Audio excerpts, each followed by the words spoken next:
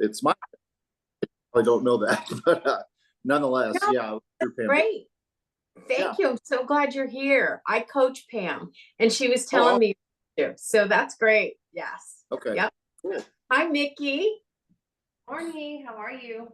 Really good. Excited. Good morning, Eric. I'm glad you're here. Good morning. Good to see you. You. So this is going to be what I feel is like an epic call. Did everybody get the thing that the recording has started? Okay, great.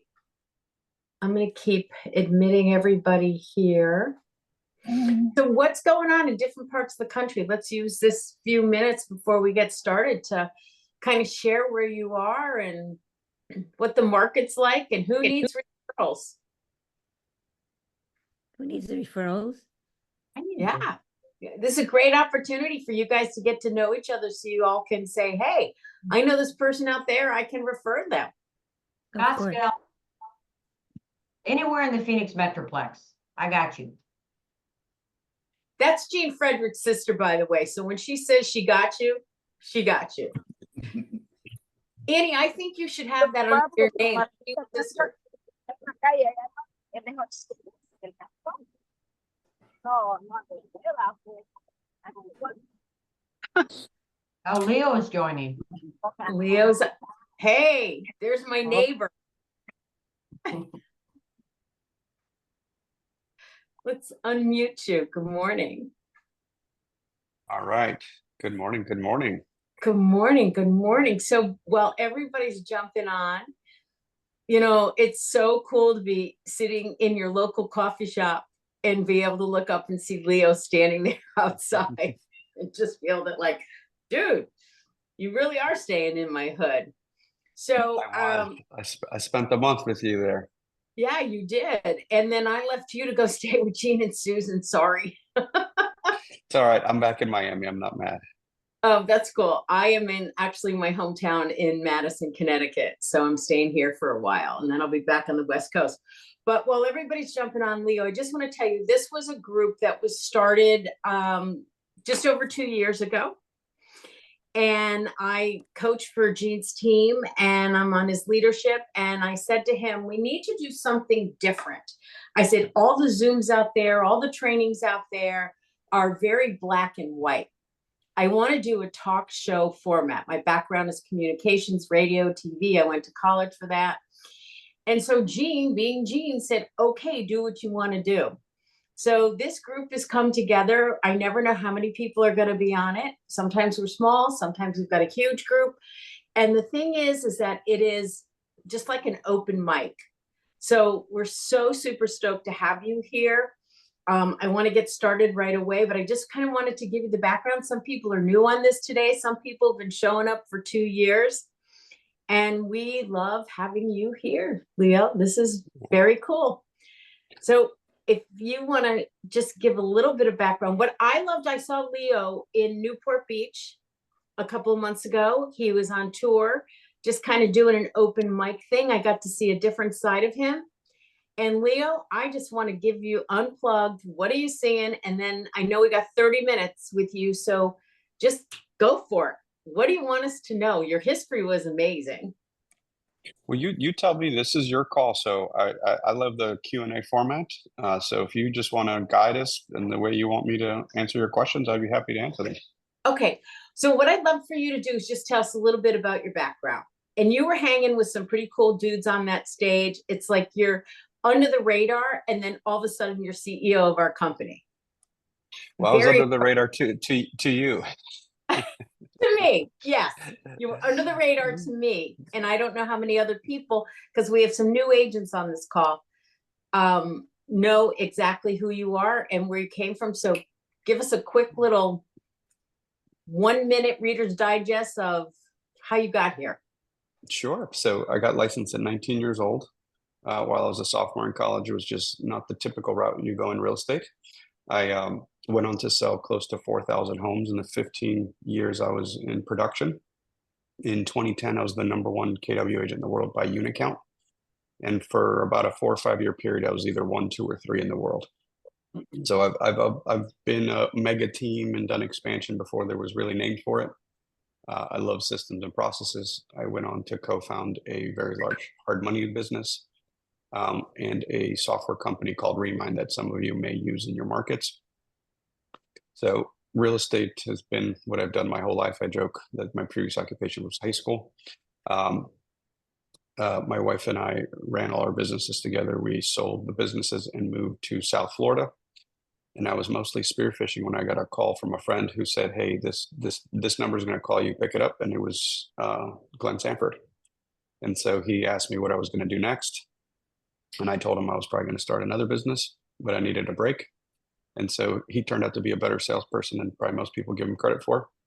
Told me to come hang out here for about 6 months till I figured out what I wanted to do next. I came over as the president of our affiliate businesses. 6 months later, he called me and said, "I want you to be the chief strategy officer." And 18 months later, I got a similar call, said, "You're now the CEO." So I'm not going anywhere. And this is how I got here.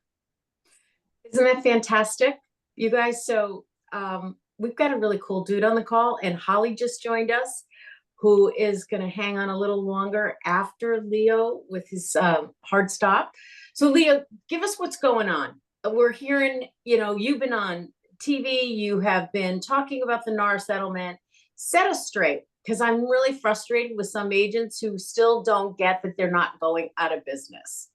And then we'll open it up for questions. Sure. And Holly's my partner in crime in this conversation, so she can chime in if she wants to as well. So, the first thing I point out is, I actually think that the plaintiff's attorneys are a bunch of ambulance chasers who don't care about the consumer. And I think that's really important for you guys to hear me say, because I don't think we did anything wrong.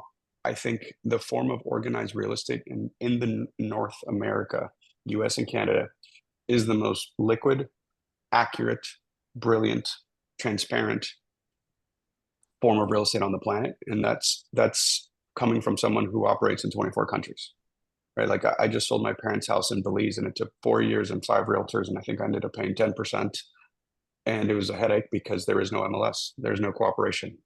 There's only the listing agent, who you hope their little WordPress website is good enough that someone puts the right words into Google and finds your house, right? So that's where I'm quite passionate, because you could list any single house in any of your markets, and whatever the comps are, there's a discount price, 5, 10, 15%, that you could list it today, receive 25 offers in the next 3 days, and pick the cash offer that closes in 10 days as long as title is clear. You could turn a property into cash in 10 to 15 days in this country. That is unique. That is special. The fact that when you see a 4-bedroom, 3-bath, it actually is a 4-bedroom, 3-bath. I think we take for granted that the definitions are enforceable and standard, right? Like for us, when I say it's a bedroom, you guys all know what a bedroom is. But without MLS and business rules, we don't actually have agreement on that, right? It's a door, it's a closet, it's a windowsill that's 44 inches from the ground with a 60-foot egress for a full-size person to be able to get out of that window, right? So that's what organized real estate has done in this country, and that's where I start off by saying I don't actually think that the plaintiff's attorneys care about the consumer, or we're trying to actually do something good. They were just trying to get a massive payday. So we're now implementing some rules that, if you ask any one of you who's a professional, don't actually make sense. I don't know how this actually improves the consumer journey. But I keep saying this over and over again, because this is the but that you guys have to move past. These are the new rules we have to deal with, right? And I truly, truly believe life is 10% what happens and 90% how you react to it. So the question I say to people, because I've spoken to some people with some very, very big feelings that are justified. But the question is, do you still want to help families? If you do, these are the new rules, and it's binary. If you still want to serve families and take care of them, we now have a new rule set, and we have to abide by them. Because if we don't, there is enforceability of penalties. If you guys watched that live video Holly and I did on March 18th, my very first question, and I said, look, I just read all this stuff with Holly. I understand it, but enforceability is actually what's really important in any situation. So my favorite example of that is I was licensed in DC, Maryland, Virginia. I still hold a broker's license in Virginia, but I let the other two go because I no longer sell.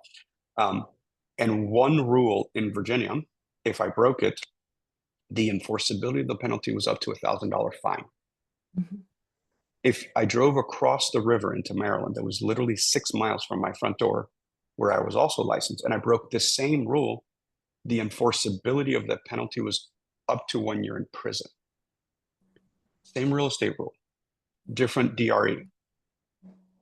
So whenever I see a rule, my very first question is, what is the enforceability?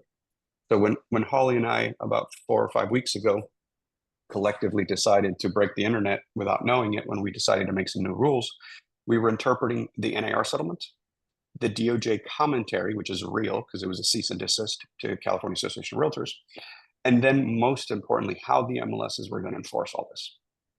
And so, and you know, sorry if I'm getting too specific here, Peggy, but you asked me to set everybody No, straight. I want you And to. so- This is great. Paragraph 19 of NAR. So if you Google NAR FAQs, I'm quoting paragraph and verse. Paragraph 19 is a very, very, very specific one that states prohibited, forever, banned, illegal, all those very black and white words. You are not allowed to do broker to broker on the MLS.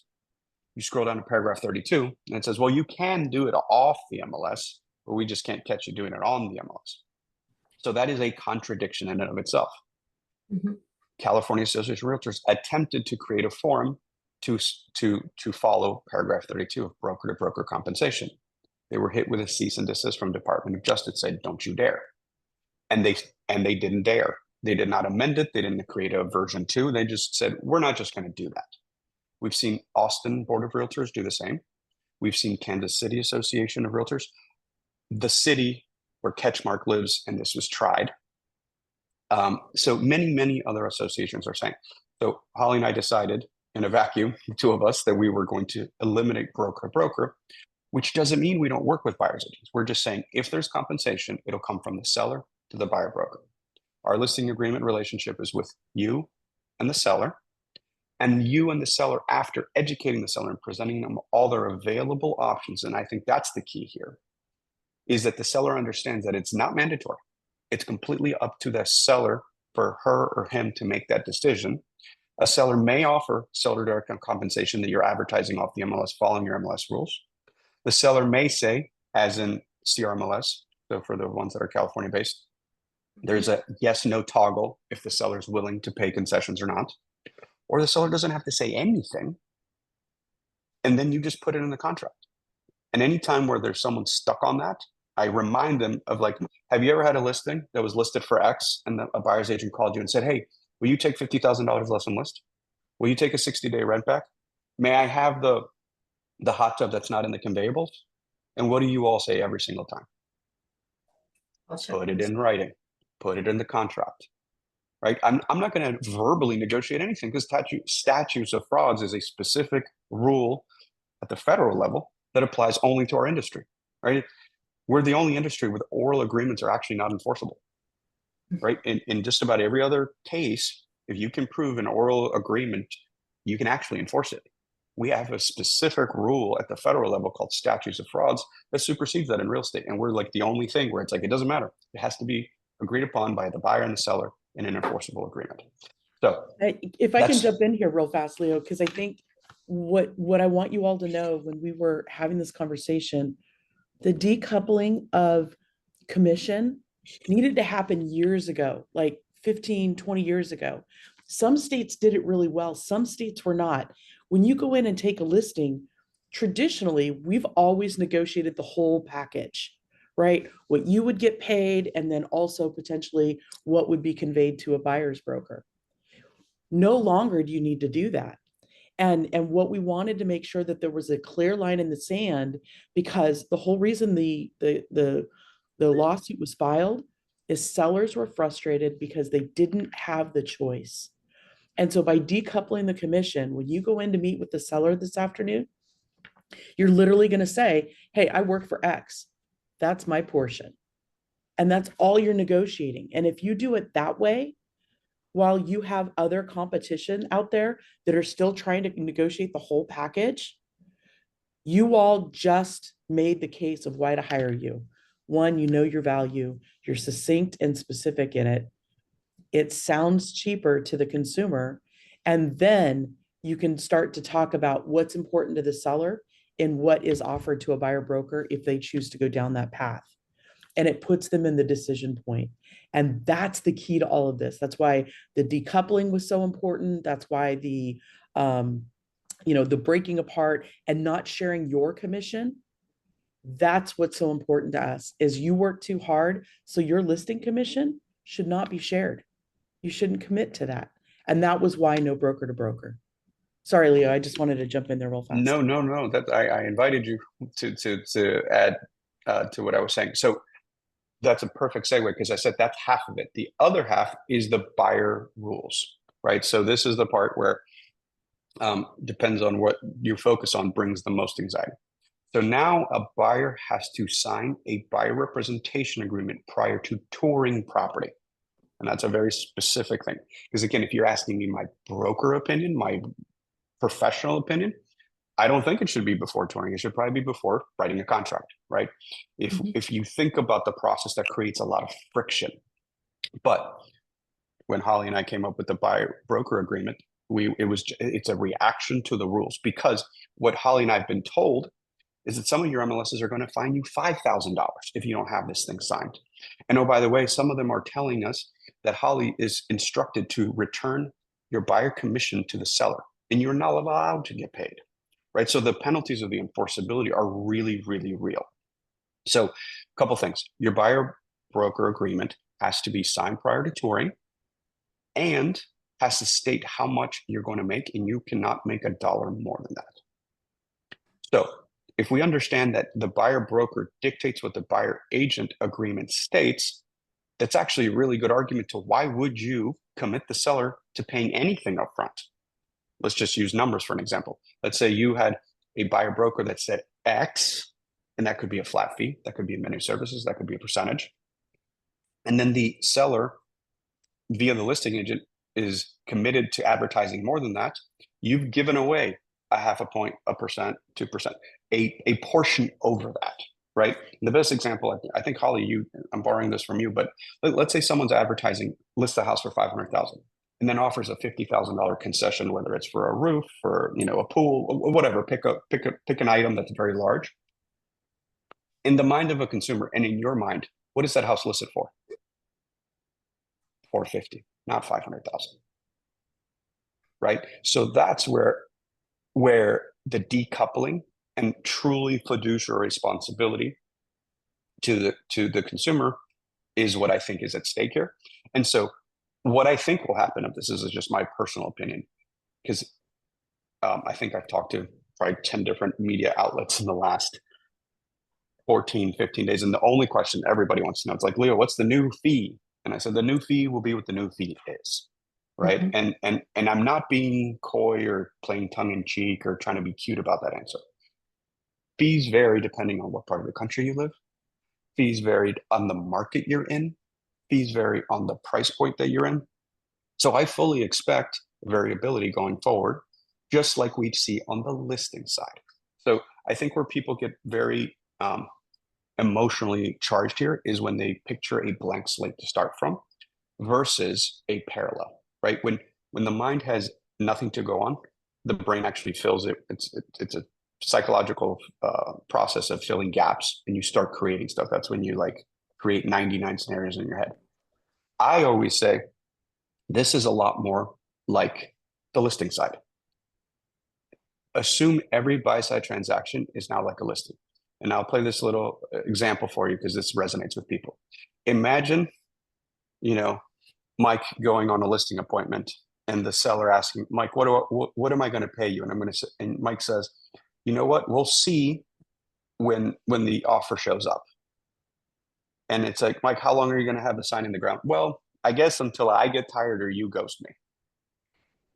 I mean, that's actually the informal relationship that most buyers have had with buyer agents, right? You earn what house they happen to pick. You don't control your fee, right? You guys are following? right? There's truly no expiration. There's no distinction. And so now we're saying every buyer appointment, assume it's a competitive situation and you're competing with other agents, because you've competed with other agents for listings probably the entire time you've been licensed, right? Mhm. And oh, by the way, haven't sellers had the choice to go with a flat fee brokerage, with a limited menu of services brokerage, with a discount, with full service, with white glove? Sellers have had that, and oh, by the way, for sale by owner. So when the news, because I have an interview with Fortune in a couple hours, says, "What do you think is going to happen?" I said, "I think consumer behavior will behave exactly like seller behavior, meaning 5 to 10% of consumers will end up doing it themselves, because we've seen that with sellers for decades. And oh, by the way, buyers have too, but it'll now be more clear. And what we see on FSBO data every single year, because I study it, is that a big percentage attempt and only a small percentage consummate the transaction. Meaning, if 10 people decide to go FSBO, only about 3 of them end up going through with it, and 7 of them end up listing with an agent because they realize it's a full-time job. That's why we exist, right? I actually have articulated a bit further, said I think it'll be probably at a higher rate than FSBOs, because the buy side's actually harder, right? The NAR stat is about 80 to 100 hours. If you're in a low inventory environment, my guess is after 2 weeks of trying to schedule 10 showings on your own without a lockbox key, you'll probably have a change of heart, or when you lose the second or third or fourth multiple offer contract situation because you're not an expert in negotiations or how to present value or articulate everything, you'll probably end up hiring an expert. Yeah, but that's my 2 cents. Holly, let me know if I missed anything that is critical there that you would add in there. No, I think you're spot on. I think at the end of the day, our opportunity that's so cool is to get to have an honest conversation with consumers. This is a professionals market. The last big professionals market in my career was 2007, 2008, 2009. People needed us more than ever to explain the process, walk them through what to expect on both the buy and the sell side with short sales, foreclosures. And right now, the opportunity to sit with anyone, whether you're meeting them for the first time, they're a Zillow lead, and you're meeting them at the house and you've got that single property buyer broker signed, but you're starting to earn their trust by just being yourself, is incredible. But then you walk them through the process. The other thing I'll say right now is there's so much garbage online. People are not articulating well. And if I could give you a couple of just really key things to consider, if you're going to take to online, either via video or via text, please talk about the people that you serve. Don't talk about commissions. Talk about the people you serve. Talk about why you do this business and what's so important to you in leading them down that path to their ultimate goal of homeownership. Because if you focus on them, everything else falls away. You will get paid. You will have the opportunity to do all of these things. But right now, there's so much focus on me, me, me, me, me. You know, I need to get paid. These things aren't fair. The DOJ, the MLS, cool. Stop. It's like a temper tantrum from a toddler. Please focus on the people you serve. True professionals are rising above it. And at the end of the day, the best way we can earn that trust is tell them what to expect. Tell them what to expect in the transaction. Tell them what they can expect from your service and meet them where they're at. And the minute you do that, you will gain market share, you will gain trust, and you will gain referrals. So that's my 2 cents advice right now. Mickey, you've been super patient. Hey, good morning, guys. I have an appreciation and an understanding for the new rules. My challenge that I wanted to bring to you is my local agents don't understand. Not our EXP agents understand. It's our other brokerages. And there was conversation at our MLS luncheon yesterday, which is a huge violation, but most of them are talking about they're not going to show our listings. And I'm over here trying not to throw that temper tantrum. But my question is, I do a lot of in real life IRLs here locally. Is it safe, or should I stay away from having like an AHA club where I invite all the local brokers to explain that they will still get paid? Is that Yeah, safe? that's Talk absolutely about it. safe. And Okay. so there's a couple. So first of all, Mickey, I want to actually thank you guys for trusting us, right? I know the position that you're in. Holly and I are the ones getting publicly beat, but I know in your local markets, you're all experiencing. So the one thing I'll tell you is, we've seen Next Home, that's 10,000 agents and 630 offices, adopt the exact same position. We've seen Lamakia Real Estate, 600 agents across, or 700 agents across the East Coast. The number one brokerage, independent brokerage in Florida, that's not us, is the Kai's Companies, 100-year-old a family-owned company, adopted the same policy as us. The CEO of a very large MLS in the Northwest told me he just had his board meeting and he closed the door, and it was Howard Hanna, it was Berkshire, it was the kind of very legacy brands, and he looked at them. He goes, "Is Leo right?" And they all said unequivocally, "He's 100% right." He said, "Are you guys going to copy him?" He said, "Yeah, we're gonna slowly boil the frog over the next 6 months, but we'll end up exactly where he's at." And they're like, "Why are you guys being chicken shits? Just say it." He's like, "Well, it's just easier if we slowly change it. It'll be less breakage." And the CEO of the MLS said, "Do you realize that Leo's agents will outperform your agents over the next 6 months if you end up exactly where you're putting up roadblocks, and then you end up there, they're not going to trust you." They're like, his agents are loyal and they're listening, and they're going to have 6-month head start on you with the consumer. So I think that the part that most brokerages that are holding on to the past are not underwriting the voice of the consumer. Every single media outlet is talking about this. I'm getting daily requests for media. And Mickey, the part that's fascinating to me is the agents that say, "We're not going to show your listings." I think this is 1985 where we have listing books. If there are 3 properties for sale in your desired townhouse community that is, 400 to 460, depending on whether you have the bump out or not, and the agent's like, "Oh, I'm not going to show that one," what is that consumer going to do? They're going to pick up the phone and call you, because everything is on the internet. It is completely transparent, and you can actually debunk that and say, "Absolutely, well, I'll work with your agent," right? And what happens when a consumer calls you and says that to their agent? There's a trust that's broken there. So, and oh, by the way, did everybody read what Ketchmark said yesterday on Inman? He was very explicit that he is watching. He wants to make an example. Telling someone not to see a house because of the commission, or deciding not to show a house, is actually steering. That is actually like a super, black and white violation of our code of ethics, of federal protected classes, like of all kinds of stuff. Like what the plaintiffs accused us are is here. Steering's actually here in the things you can do wrong to hurt a customer. So my guess is all that noise falls off in the next 90 to 120 days, 180 days, when they realize, oh, by the way, we're the single largest brokerage on the planet from a transaction count. We control more listings than any other company. And we are cooperating and working with other folks. I think it's just going to do some deals, close some deals, and everybody realize that we're still as willing to work with others, but we have a fiduciary responsibility to take care of our consumer and articulate what the rules are.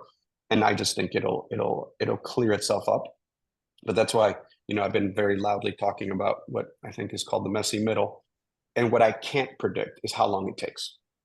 6 months, 12 months, 18 months. My assumption is teams like some of the faces I recognize on here are going to get through it in 90 days, because all your agents will put a couple deals under contract. I was just at the window with Holly yesterday, and an agent came up to me. She said, "Hey, I just did 3 listings."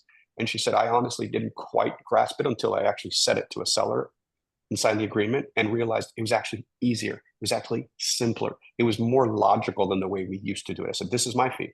She said, "What about the buyer's agent?" Like, we'll see. It could be this, it could be that, it could be this. It really depends as to how their buyer agreement is written. And she actually said to me, this was actually easier to explain broker to broker and why I had to collect more and who was getting what. I think the other thing, Mickey, what we will see in small markets, because I've got, I'm in a small town, small area. When you've got a lack of resources that are provided to brokers, we're so lucky at this company because Leo and I can hop on a Zoom and be with you guys anywhere. And a lot of brokerages, they were actually told by their on high not to talk about this. And I think it was really important to us to make sure that you had as much knowledge as we did, that you have as many tools in your toolbox to have an honest conversation. Because if we don't raise the tide, the industry doesn't evolve and get better. And so that's why we've chosen to give everything away. So if you've got any group of brokers you want to bring together, go for it. If I can zoom in and be a part of it and share, absolutely happy to share anything as far as our listing agreements, our forms. It's open to anybody on the internet. And what's been very cool is I've had a couple of NAR past presidents who run small brokerages reach out and take our forms. We've had states adopt our forms. So there's a lot of really good things happening because we're just trying to do the right thing. And I was going to say, Mickey, that offer goes for me as well. If you get enough of them, and by the way, if you hear an MLS or an association or someone with status say certain things, let me know because I will call them, and they normally start singing a different tune after we have a conversation. Because by the way, if certain organizations say, Holly and I will say, are you actually having conversations about antitrust behavior? Because I just want to, I don't want it to be hearsay. I want you to explain it to me so I don't actually badmouth you behind your back. So can you repeat the sentence that Mickey heard? Awesome. Thank you. I appreciate both of you. Absolutely. Gabrielle, how are you? I have to drop off. I have a Yeah, 9:30, but I'll leave you in Holly's hands. Thank you so much for spending some time with me this morning. Thanks, Leo. We really appreciate you. Thank you. So my MLS added a field that says seller may contribute to buyer expenses up to. That's okay. Like, I don't feel like I want to fill it out, but Well, so I think I look at it two ways, right? but it's It's saying the negotiating same strategy. thing. I feel like filling that out would be against the rules, but Well, okay, so it's not against the rules with regard to the settlement. What I would say is, don't you dare put in 2.5 or 3%, because that will quickly get people's attention. What I would have the conversation with the seller is, what is it you're willing to do? Like you and I have always talked to them about, hey, do you want to offer a home warranty? Are you going to leave the washer and dryer? Would you do any, rate buy down? You've been having that conversation a lot lately. And some sellers are like, I don't know, depends on the offer, whatever. What you may say in public remarks is, seller is open to any negotiations regarding buyer closing costs. and that's what I had that form, the release of information form. Yep. So I don't know why I would ever. And you may not, I think that goes the way of the dodo. Like, I really think that field, again, it was a reaction by a lot of the MLSs to like overcome. And I think that will go away probably in the next 6 months. It was interesting. We lobbied California Regional MLS not to do that very thing. Like, you can put a yes, no, but my goodness, please don't give an amount, because they were going to do an amount. And I said, we've got a problem if you go there. And It only has an amount. yeah, I would actually ask the seller if they're open to it, to put verbiage in the public remarks that say buyer closing costs. And I would leave it at that and not put an amount, because the amount now starts to lock sellers in. It's kind of, if you kick it old school, how many times did you have a seller say, okay, I'll give $5,000 flooring credit, or up to? Well, what did everybody always ask for? $5,000 in flooring credit. It was never up to. So that's Right. an automatic, how much I'll negotiate down. Right, because I'm filling out my listing agreements up, there's a dollar amount in there, so I'm figuring out what 3% is, putting it and explaining to them that it's only up to that and it's totally up to them. And maybe a buyer's agent. Maybe you don't put anything in there, because if you're already going in with the mindset of 3%, we've got a problem. Well, no, in my listing agreement, because it says that they'll pay up to a dollar amount. I just wouldn't. I think the reason, if you look at the EXP listing agreements, we stayed away from any dollar amount or anything like that that is offered to a buyer or direct to a buyer's broker, because it starts to get down to that steering mentality. And so when we look at the next set of litigation that's headed our way, and this is what Leo and I work on behind the scenes, is we're looking at where the next lawsuit is. And it's very much, if we start to see 3% on all of those fill in the blanks, we replaced MLS offer of compensation with the concession, and we've got a problem. So my strongest. Well, I feel like that's exactly what that field. Yeah, so this is what I'm saying. Is doing. Please don't put a number in there. Right. Just put in text in the marketing remarks, sellers willing to consider concessions to buyer closing costs. Okay, so I used the Trek form. Well, I used the amendment, and Cool. that's what had a dollar amount. So don't put a dollar amount in the listing. Don't put a dollar amount. But just have the conversation with the seller. Okay. Yeah. All right. Leave it blank. Leave it blank, because the worst thing we can do is blindly follow what some of the associations have done in soft pedaling our next and get us into the next lawsuit. Okay. Thank you. Absolutely. Really good questions, Gabrielle. Anna Maria is up. Yep. Thank you so much, Holly, and Leo is gone, but I watch all your interviews and videos and I get a lot from it. So thank you very much. My question is that I'm applying exactly what I've been taught by the Texas brokers, but sometimes I feel intimidated because the response from outside is exactly what we've been discussing. So I have a listing, it's in the $500,000, and the seller is willing to compensate, but the seller agreed that we're not going to disclose upfront to anybody how much the seller, because it's going to be dependent upon the offer. If it's a full price, they're willing to go 3%, if not. So we discussed that, and that was the agreement, the seller. But however, for the past 2 weeks, I've had lots of open houses, and I have a lot of unrepresented buyers and a lot of agents. And the minute they ask, so how much do you pay the agent? Even the unrepresented buyers, they ask me that question, and they're not represented. And I said, well, depending on the seller, it's willing to have compensation towards closing costs, right? But this is gonna depend on the offer. So if you have an agent, have the agent. But why? Because I call Abby Holiday, I call this, and they tell me exactly. Why can't you just tell me? And it becomes a very intimidating, right, kind of strategy. But I'm staying focused in this, so I want to hear from you that this is a good thing, right? Because I'm representing my seller, and that's the way I can leverage the negotiations for the seller, right? So I should not let myself intimidated that they say that 10 big brokerages in DFW, or they all tell, the all I'm going to exact say commission is the those seller. 10 big brokerages better have it in writing, permission to disclose. They don't have permission to disclose, they're in trouble. Yeah, and that's what You're I'm telling them, absolutely doing the right thing. You're Okay. absolutely doing the right thing. What I would respond to anybody who's like, well, the other brokers told me. My seller negotiates each offer on its merits. And we're really excited for you to consider this house.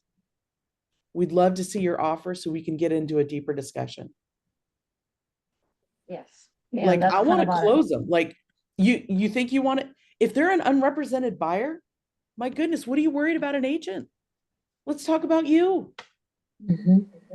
I did offer them the situation that, I wouldn't represent them, but I can help them fill in the offer.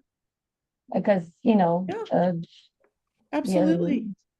and also on MLS, our MLS doesn't offer opportunity to put if you are considering concessions or not, but in my offer instructions, I said seller is open to any, no, I said, seller, concessions towards closing costs.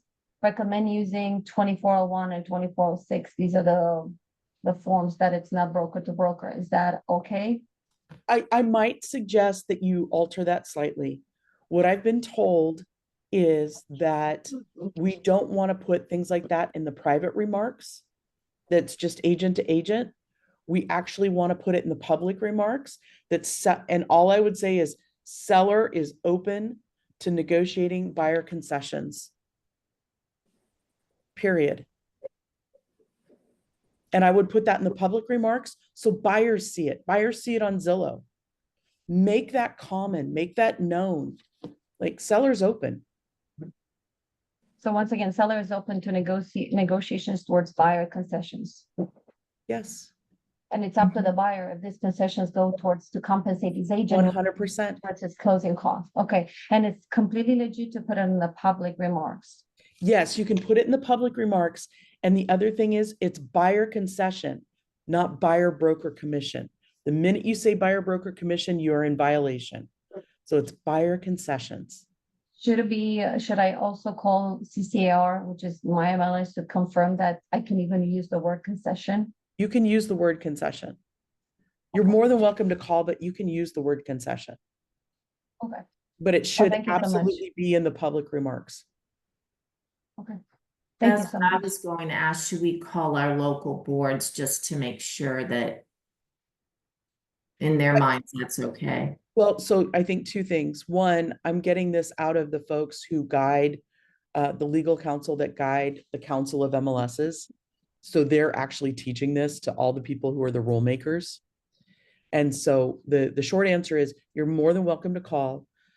I've already verified it. I actually got that language from them, the legal counsel for the Council of MLSs, so I could share it with you all. Okay. Miss Yeah, Stacy Goodman has a question. Yeah, go for it.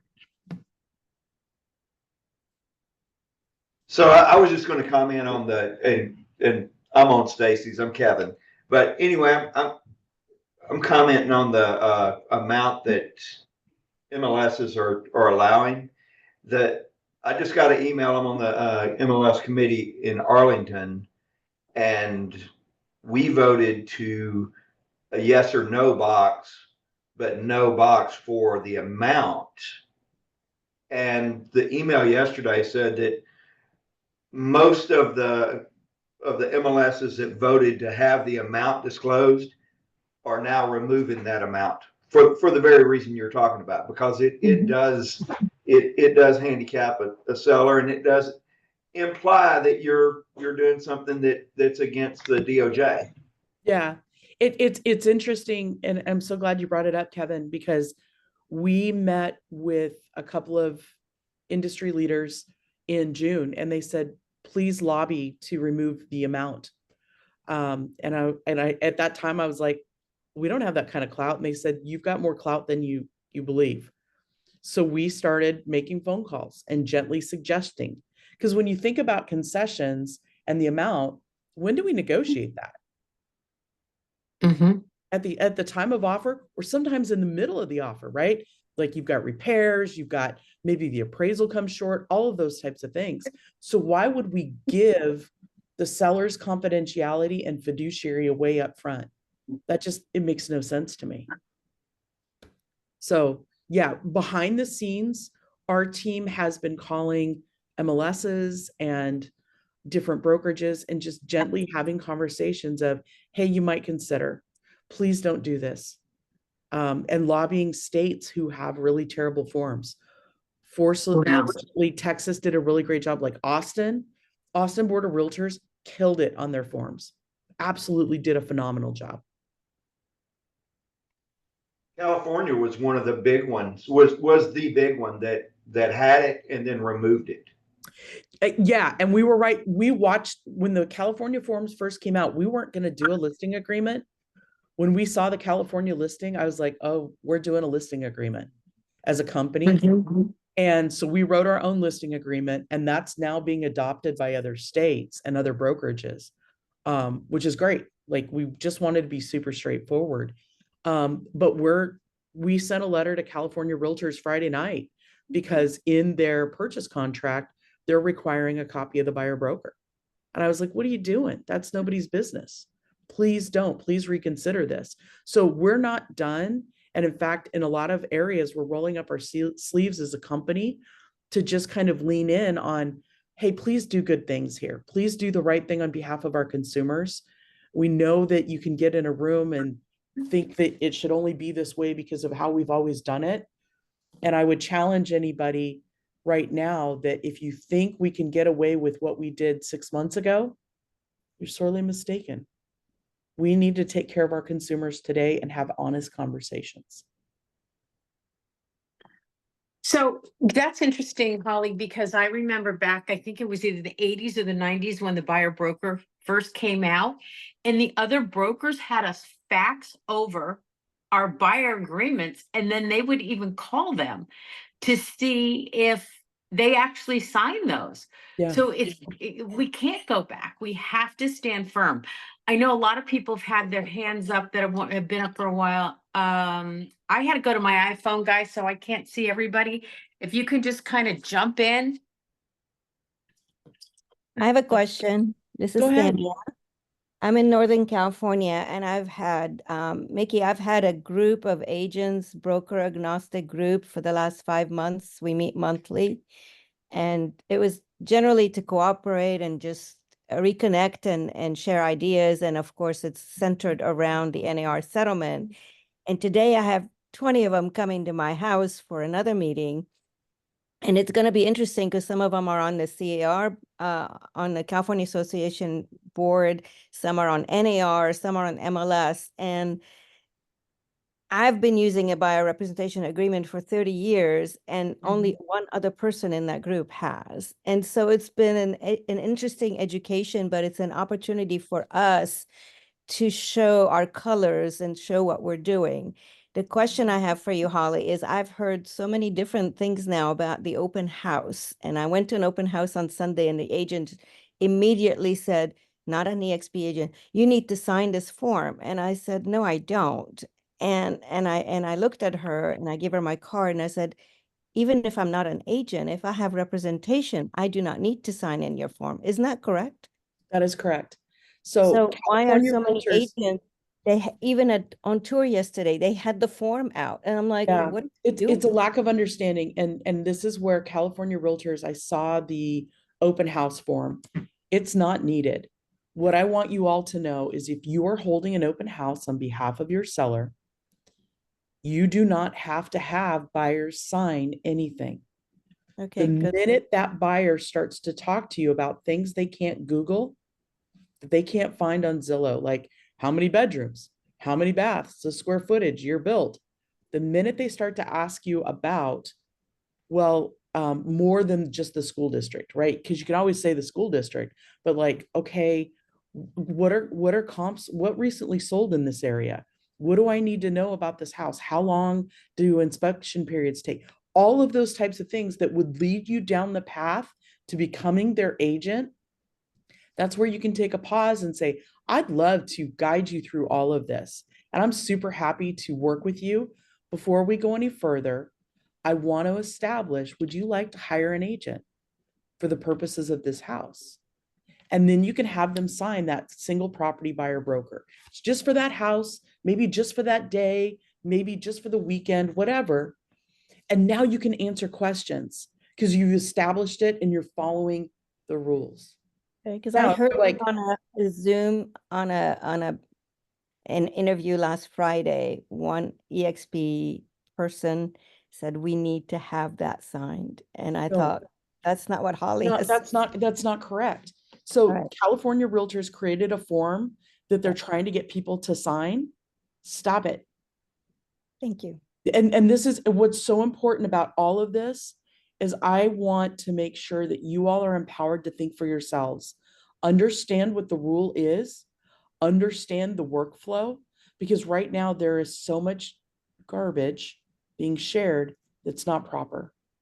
At the end of the day, the minute you start to represent someone on a property, you need to have that buyer broker signed. And so if you're opening a door that's not your listing, you need a buyer broker. If you are showing your listing, you represent the seller, you're fine. Is So still, Holly, is it true that Coldwell Banker is still keeping that buyer broker compensation in that listing because they settled outside of the group and settlement? Yeah, no, they can't do that, but thanks for playing. Like that, they can't. Like the two things I want you all to know. We are all members of the National Association of Realtors. EXP is still in our own litigation as a company, but you all, under the National Association of Realtors settlement, we've agreed collectively to follow these new rule sets. So even though EXP is not settled, you all are covered under NAR and need to abide by the new rules.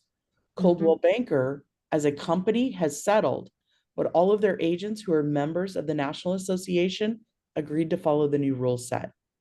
Okay. So be very careful. Thank you. You bet. Dustin So, Olson. go ahead. Hey, Holly, thanks for all the work you do. I know it's probably kept you up a few nights, but I was just curious about what might be coming down the hill for Canada, because I'm starting to hear some chatter there. I coach a lot of agents, and I know we've got several thousand of them, but what's the protocol for these guys to be following? Or have you heard anything kind of, in the backwoods there of what might be coming down the hill for those guys? I think that they're a completely different skill set, right? Like as far as governance and so forth. Everybody is watching the US just with fascination. Like even we had one of our agents in South Africa reach out to Leo and I, and they're like, this is insane. What do I need to do? I'm like, nothing. You're in South Africa. And so I would say very similarly to Canada, what we are going to do is really go country by country to make sure that our agents are the best prepared to take care of what they need to do and build their business. So I think it's interesting to watch. I think what's important to embody out of any new trends is, at the end of the day, did you consult the consumer for what they wanted? I mean, honestly, like, how are you taking care of your client? Because when you look at the idea of fiduciary, it's very consistent country to country. You've given me permission to represent you and promote your best interests. So did I do that at every turn? Did I give away your secrets? Did I give you disclose all the information you needed to make a good decision? Did I bring reasonable skill and care to every part of the transaction and are working together? And so for our Canadian friends, I would say that, in those folks that you're coaching, is show up prepared to explain, yeah, we're seeing these headlines out of the US, but let's talk about how we work together and how I take care of you, and you give me permission in writing or direction on how I can best promote you. Makes sense. Thanks. You bet. Go ahead, Jerry. Hi, thanks.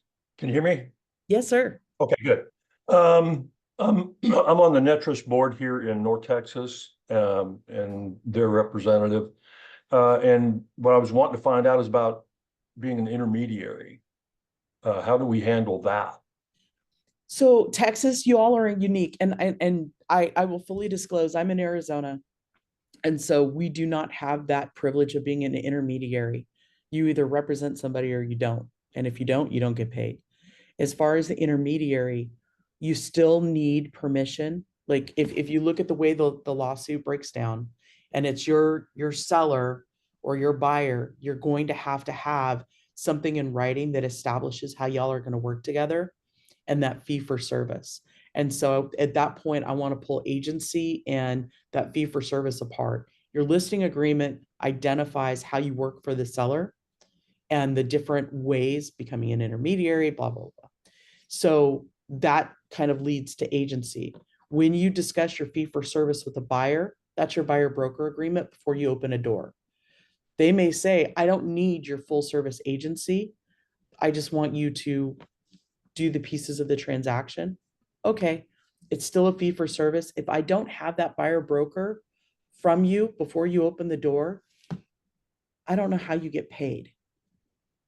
And that's the biggest thing. So like when I in the old world, before the settlement, I would go ahead and do my listing agreement and I'd say, okay, I'm gonna do it for, say 6%, 3 for me, 3 for the buyer agent. Yep. Now, if I represent both people as intermediary, I'll do it for 4%. Cool. And so I get every listing I go on. Yep. When I do that. So I just want to make sure how I do it nowadays. So in that instance, we gave you an option if you choose to use the EXP form. If you choose to use Texas, that's cool. What I would say is, establish your fee for just your seller, like whatever your charge. And so in this instance, sounds like it's going to be in the neighborhood of 3%. So you charge that. And then what we did is we identified an unrepresented buyer fee. So in that instance, you're not representing the buyer, you're just completing the paperwork with them. And we've got a full disclosure that says, hey, by the way, don't represent you. Strongly recommend you go get representation. But in case you hit your head, sign here and away we go. And in that instance, with the seller, we up the fee. So Okay. you can charge 3%, but if you are acting as an unrepresented buyer, maybe you're not taking them on fully and you're filling out that paperwork, maybe it now becomes 4 or 4.5. Okay, so you change the listing fee rather than change the buyer fee or charge the buyer. Correct. Correct. Because again, in the new world that we live in, we've decoupled fees. I've got seller fee, I've got buyer fee, Mhm. and they don't necessarily mix. So when you go to negotiate, you're only negotiating your seller fee. Mhm. If a buyer shows up to your house unrepresented, cool. Seller, I can, I still represent you and only you. That unrepresented buyer, it's just going to cost a little bit more because of all the time, energy, and effort I will have to make sure to pour in to the transaction. Okay, and that would be okay because as intermediary over here, we don't really fully represent either the buyer or the seller. Right. And that's where I would default to. If you go to an intermediary, Mhm. you've got to have that buyer broker and the buyer shows up and pays your fee. Okay, Does that make sense? Because we've completely decoupled them. right. I got it. So the buyer would pay something. So if you go in and negotiate with the seller, the way I see it is you can negotiate the listing fee and then the listing fee plus if an unrepresented buyer. Okay. So and I don't mean to monopolize what little Nope. time we have. In the intermediary agreement, when we have both people sign that, it's like, okay, I can't advise you against this person for this, or I can't really do anything for either of you. I'm basically a no contest divorce lawyer, just presenting terms until we Right. agree on everything. And so if I do an unrepresented thing, then all I'm doing is their paperwork and I can go ahead and tell the seller whatever I want to against Yeah. that person. Okay. Yeah. You're still in single agency. Okay, but if on the other hand, I mean, are we still allowed to do dual agency? I mean, I know we Yes, are. we're not limiting dual agency. I Okay. think that as we look, that's going to be a market shift. Mhm. If I'm going to use my magic 8 ball and look at the future, I Right. think dual agency goes away. Honestly, I think buyers are going to be like, well, if I've got to pay for something, I Mhm. want to make sure I've got my own representation. I think what we'll end up seeing is more of a designated agency where the broker represents both sides, but perhaps you represent the seller and Mickey represents the buyer. And so those don't mix. That's my spidey sense of where we're headed, but we'll see how long it takes to get there. Thank you. Yeah, great questions. Thank you. Go ahead, Gabrielle. So in that instance, if the seller didn't want to pay for the unrepresented, which I don't know why they wouldn't, but could we have the unrepresented buyer pay us for that fee? Not always. This is what's so crazy. In many states, and I can't speak specifically to Texas, you've got to have some sort of agreement as far as agency and what you will do in that fee for service. So I know in my state, like it's a constitutional amendment, I have to have agency in order to receive any fee for service. Okay, and then my And other. so I'm going to defer to your broker team on that because I can't speak to it. Okay, and I just have one more quick question with, I haven't really thought about it. sometimes there's limits on concessions that the buyer can get, so. So we've got you covered. If you're working with, let's say it's FHA and the limit is at 6%, and they need a rate buy down and they need, closing costs, and those closing costs, let's say everything with the rate buy down comes up to 4%. You've negotiated 3% from them, and the seller agrees to give 6% for their total concessions. The buyer can come to the table with that extra 1%, or we do have a direct pay form, direct seller to buyer broker, that can be utilized for those instances. We actually created that form back in May because we knew we needed to solve for VA, Okay. because VA didn't allow at that point the buyer to pay the agent. And so we created that form specifically that if you're negotiating and you know what you need, you can in advance ask the seller, what are you willing to pay up to? And right now, we've got sellers who are saying, yeah, I'll give you 3%. And they send it over. And this is what's cool about that form. It's tied to the property, not your buyer. So 789 Main Street, they're saying they'll give 3%. And you've got 4 different buyers you're working with that could fit that property. You now have a commission agreement with that seller for any of your buyers. So there were certain things we did on purpose to try and get you prepared for what's next. So little, behind the scenes inside baseball. Thank you. You bet. Janet. Hi, Holly. I've been on a lot of these calls, and again, my sincerest gratitude to you and to Leo for helping us navigate this incredibly confusing situation. I've sent your video that you did and to sellers, so that because they don't understand. And I've sent it to any agent that's ever asked me anything about anything, regardless of the broker. My question is, I have 2 existing listings that I had in place before August 17th. I have gone through our MLS, which is private, and it's crazy. People are still putting compensation percentages in there, and I'm talking Compass, Sotheby's, Christie's, everybody. Mine are gone.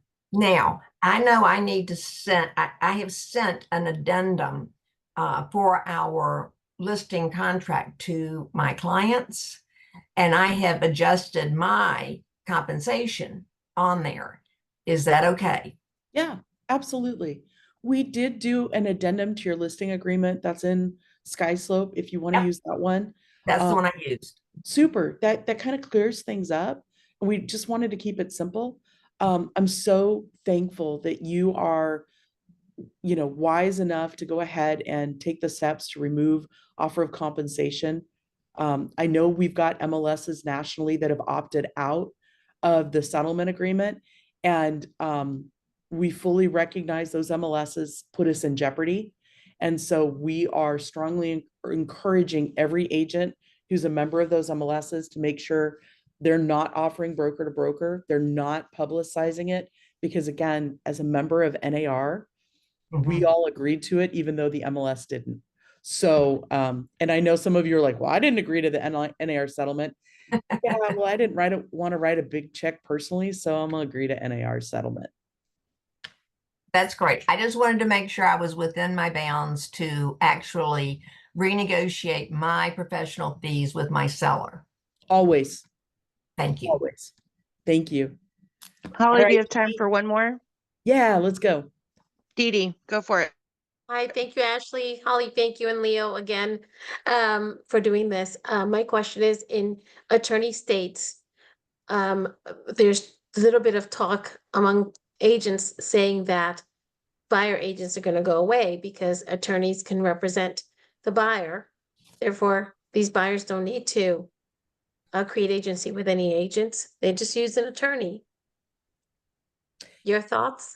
Well, you know Thank what? I've heard that song so many times that I think it's like 100 bottles of beer on the wall at this point. My argument is you are more than just writing the contract. The true value of an agent really, you open the door, but it's everything that you know and share from opening the door to close. And the true metal of how you show up is not just in writing the contract, but it's in everything that takes that buyer through closing. See, attorneys can draft any contract. My dad's an attorney. They can draft any contract, but being available to counsel someone who may have buyer's remorse, who may need to go back and see the house with their family, who may be unsure about the inspection, needs to be present in the inspection, is worried about the appraisal, needs a phone call and follow up with their lender. What attorney is doing that? What attorney provides that? And if they do, how expensive is that?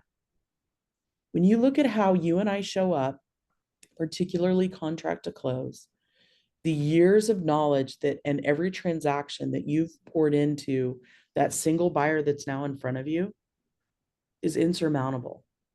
See, it's not about this one time that takes you, 15, 30 days to get closed. It's everything that you have learned over your history that you pour into that single buyer. And that's the true value you bring. And actually, it's quite cheap. So just kind of, trying to put things in perspective.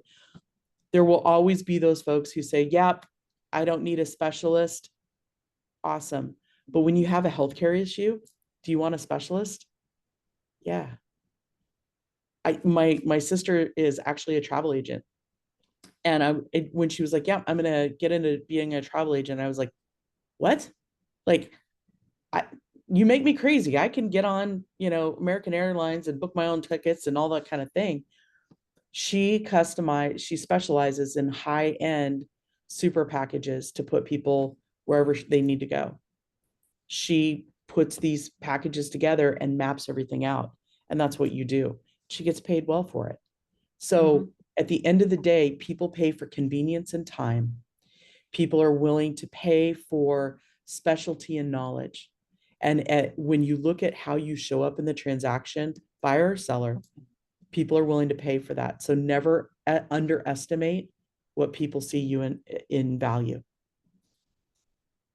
Holly, this again has been unbelievable. Having Leo and then having you come on, we're so grateful. And I know you said to me that if we need you throughout the coming year, you'll do it. So Yeah. I'm just going to get on your schedule for like once a quarter. What do you guys think? Should we get Holly on as a regular guest here? So we appreciate your time. We appreciate everyone jumping on this call. We will post it.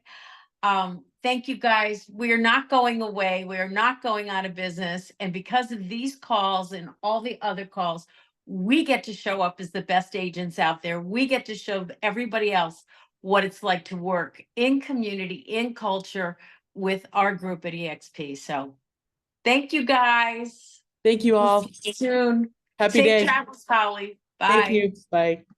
Thank Thank you. you. Thank you. Let's go. We Thank got you. this.